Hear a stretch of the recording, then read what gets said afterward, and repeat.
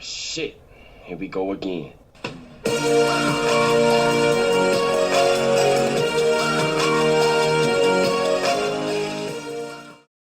Hello everyone. So today we're talking about a character who is a robot, who also leads a revolt of robots, and is trying to take over Latveria. And of course, we're talking about the Faceless One. Now, the Faceless One's first appearance was the Astonishing Tales #2 of July 1970 and was created by Stan Lee, Roy Thomas, and Wally Wood. He actually appears in 13 issues in total. Now, the Faceless One is first seen as a secret accomplice of Prince Rodolfo. Now, Prince Rodolfo is a suitor to overthrow Dr. Doom from his position as ruler of Latveria, but is only a pawn of the Faceless One's entire scheme, as the Faceless One sought to rule out Latveria for himself in order to have a base country from which to jumpstart taking over the entire world. Now, Prince Rodolfo attacks Dr. Doom's forces with his rebel army as a diversion, and the Faceless One confronted Doom himself. The two were an equal match, so the Faceless One brought forth the Doomsman, which is a powerful reprogrammed android of Doom's that everyone thought was lost forever. Now, the Faceless One then ordered the reprogrammed android to attack its original creator, Dr. Doom. Now, Doom's original programming of the android proved more resilient than the Faceless One had planned, and the android ended up struggling to obey either set of commands. Its command paradox caused the Doomsman to abandon all of its corrupted commands and assert new tasks, and it then chose to attack both of them. Doom was able to momentarily control the Doomsman by using the ovoid mind transference ability and targeted the Faceless One. Now, the Faceless One was caught by Doomsman, but he escaped by revealing his true form as a disembodied sphere and detonated his abandoned body to cause a distraction.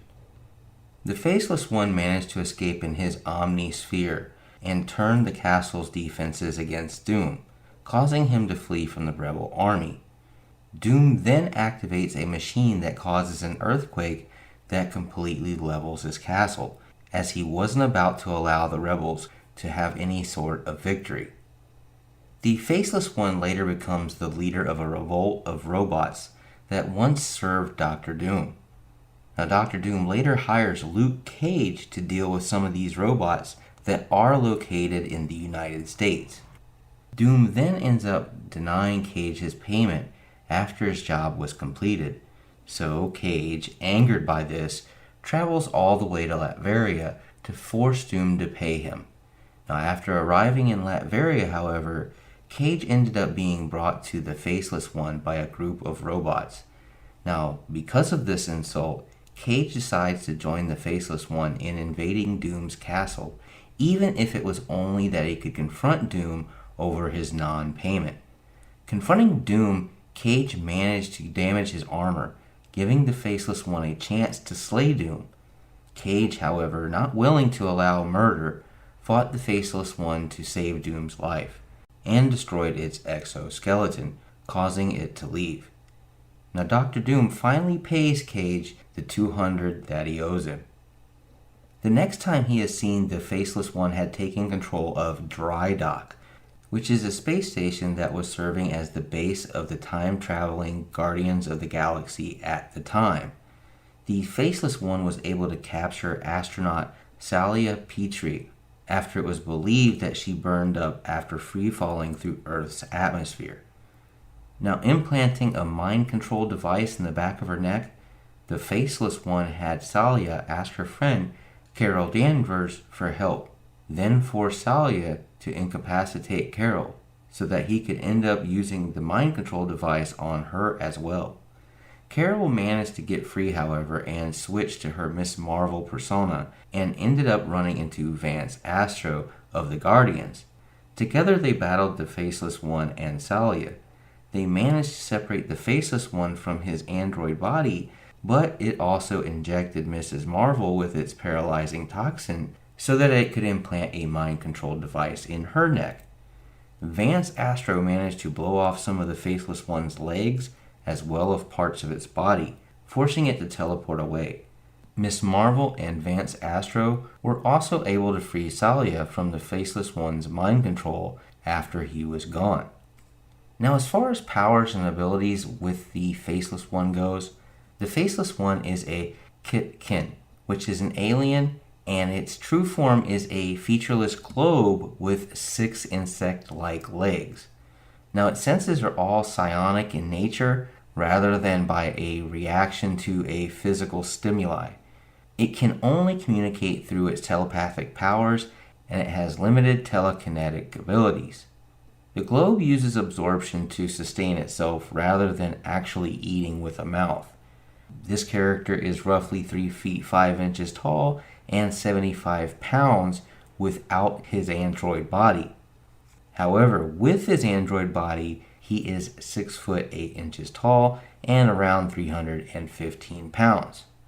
The claws on its insect-like legs release a toxin capable of causing temporary paralysis in its victims, usually lasting anywhere from a few hours up to a couple of days. The globe that comprises its soul, essence, being, whatever, was usually attached to an android body, and it could be detached if it chose to. This android body could also be controlled, even from a distance, and usually carried a laser pistol and some sort of force field generator. The Faceless One also had access to a flying starship known as the Omnisphere. Also, he had a teleport globe and various mind control devices.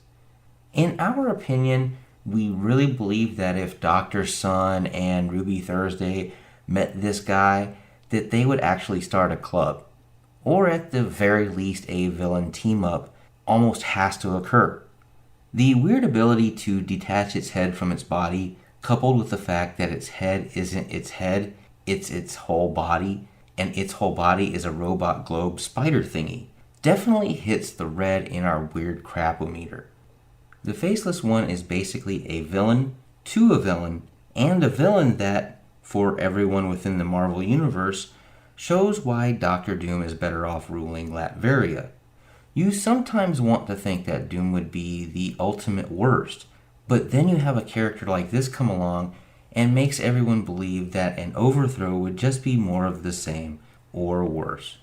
Anyway, you guys have a wonderful afternoon, a great evening, an awesome morning, whichever.